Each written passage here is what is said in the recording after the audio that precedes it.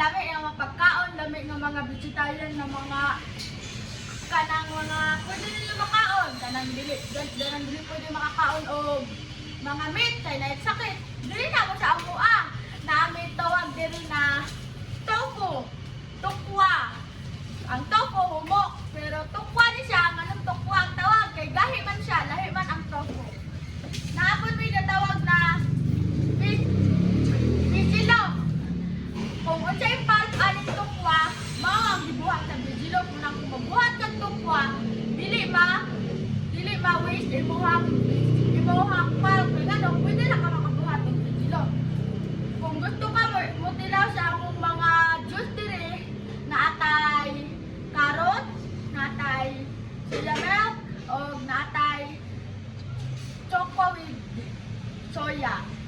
Paalam sa ba, mula sa basta chocolate siya, pero dili dyan sa tamis niya ingon. Napod may gitawag din na magic meat. Trakto rin siya guys. Napod ilahang lahi na version. Ang tawag ani kay TVP. O, diba? Napod ay may healthy diri kaayo nga kape. O siya gitawag ng talabungga.